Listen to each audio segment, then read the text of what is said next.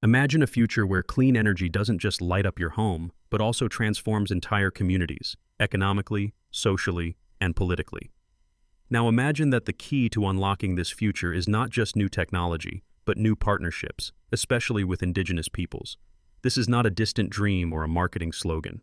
It is already unfolding in the rolling forests and windswept hills of Mesgi'g, a proud and storied region in eastern Canada.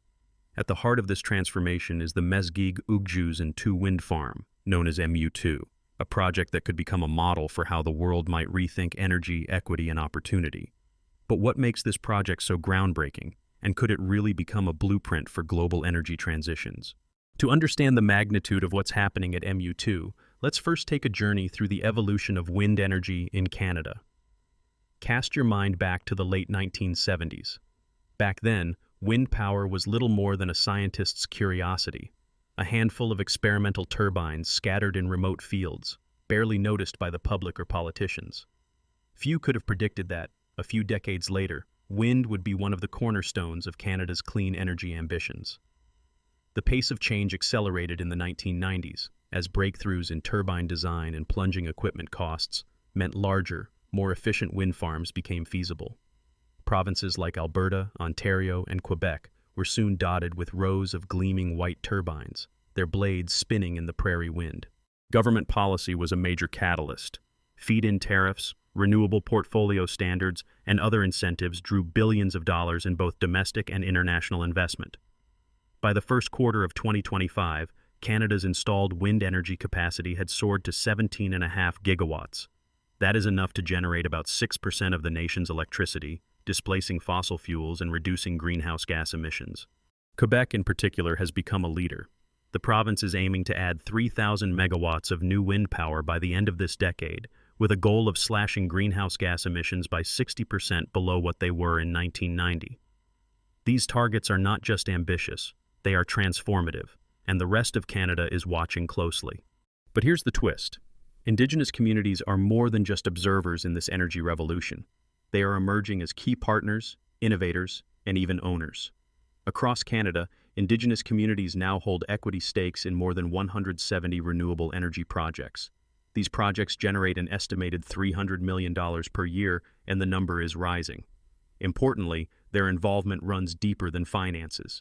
Indigenous partners bring traditional ecological knowledge, a long-standing commitment to stewardship, and a vision of sustainable development that transcends short-term profit.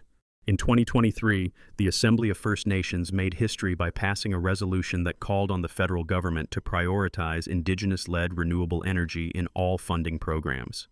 This was more than a policy tweak. It was a declaration of intent, signaling a new era of partnership, empowerment, and reconciliation. Enter the Mesgi'g project, or MU2. This wind farm is not just another cluster of turbines on the landscape. It is a collaborative venture between the Mi'kmaq Mawiomi Business Corporation, representing 3 Mi'kmaq communities, and Interjex Renewable Energy, a major player in the sector. MU2 is designed for impact, with a planned output of 102.2 megawatts. That is enough clean energy to power approximately 20,000 homes year after year. But the environmental benefits are just as striking. The project is expected to cut annual greenhouse gas emissions by more than 153,000 tons, equivalent to taking more than 33,000 passenger vehicles off the road with every passing year. These figures are not just theoretical. They are built into a long-term power purchase agreement with Hydro-Quebec, which includes provisions for integrating advanced energy storage technology in the future. This means that MU2 will not just provide clean power today, but will also be ready for the next generation of smart grids and resilient energy systems. The financial structure of MU2 is also a historic milestone. For the first time, the Canada Infrastructure Bank is providing an Indigenous equity loan of over 108 million Canadian dollars. This allows the Mi'kmaq communities to secure a full 50% ownership stake in the project. Additional financing comes from a syndicate of national banks and green funders, reflecting growing investor confidence in Indigenous-led clean energy. This is more than a business deal. It is a template for how economic benefit can be shared directly with the people whose lands and resources make these projects possible. MU2 includes a binding community benefits agreement that guarantees local Mi'kmaq people training, employment, and a share of the project's revenues. During construction, at least 150 jobs will be created, with a commitment that at least 30% of those positions go to members of the nearby Mi'kmaq communities. This exceeds even the high bar of Indigenous participation set for other projects nationwide. But as with any bold innovation, challenges remain. The Canada Infrastructure Bank's loan structure is being watched closely. Will this financing model stand up to the pressures of fluctuating power prices or unexpected construction delays? Can local hiring targets be maintained during periods of labor shortage? And will profit-sharing agreements deliver tangible prosperity for the community, instead of being diluted by outside investors? But the scale of the challenge should not be underestimated. The energy transition is not just about building turbines and inverters. It's about rewriting the rules of ownership, governance, and benefit sharing. If the MU2 model can deliver, it will redefine who gets to build, own, and profit from the green economy of the 21st century. So, what obstacles stand in the way of this vision? For one, the renewable energy sector is highly competitive.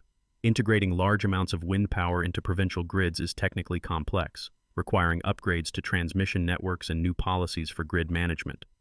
Dan Wojnilowicz of Clean Energy Canada warns that Indigenous partnerships are critical for unlocking Canada's renewable energy potential, but real success depends on policy stability, strong financing, and genuine community involvement.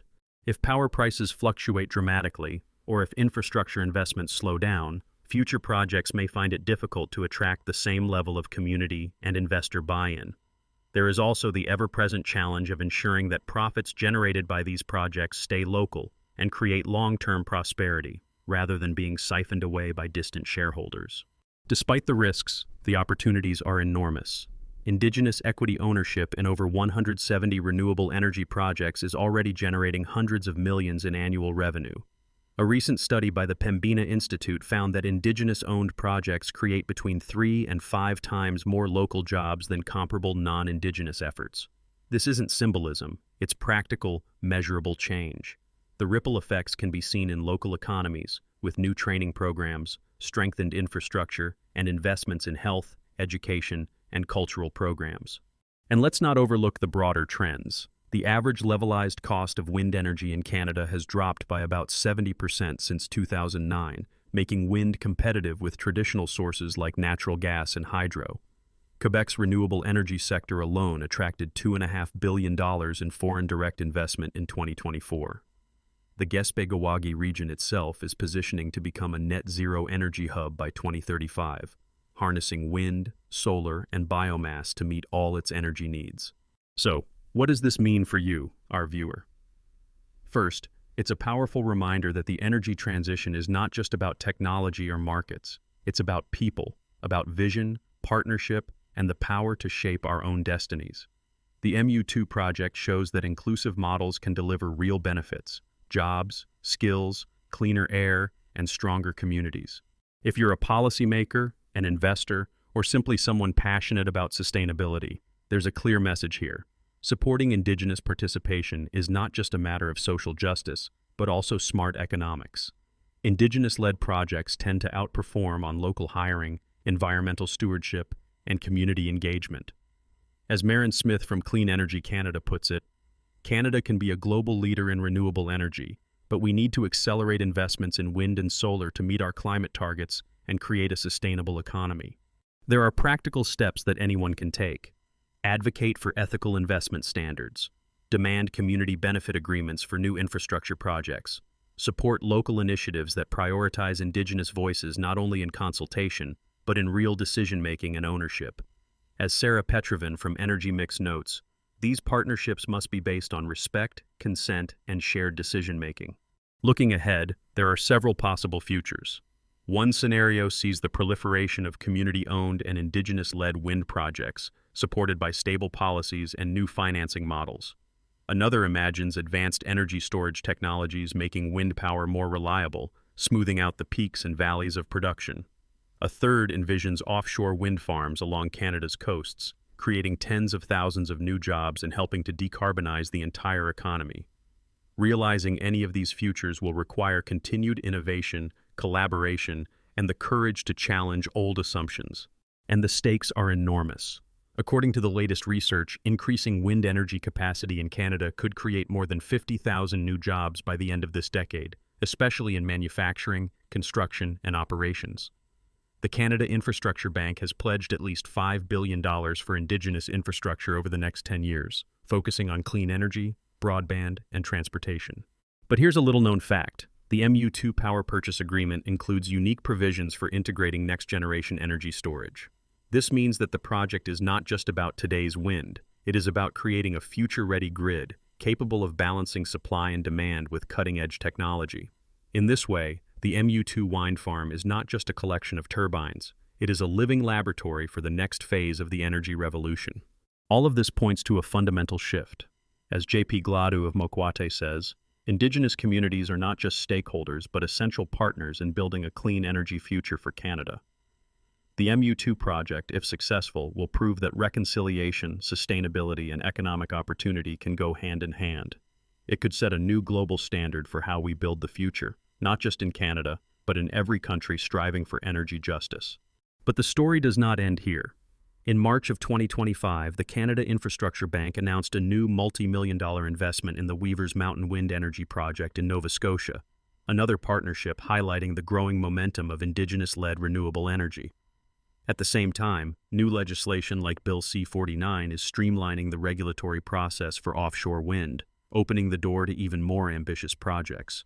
So, as we wrap up, consider this. Can the MU2 model become a global standard, or will it stumble under financial and political pressures? The evidence is hopeful, but not guaranteed. Success will depend on continued policy support, technological innovation, and above all, the determination of communities to claim their place at the table. If you found this story insightful or inspiring, do us a favor, hit that like button, subscribe for more deep dives into global economics and technology, and leave a comment below. Do you think Indigenous-led energy projects could transform the future in your country? What lessons should the world learn from the MU2 experience? Thank you for watching, and stay tuned for the next episode.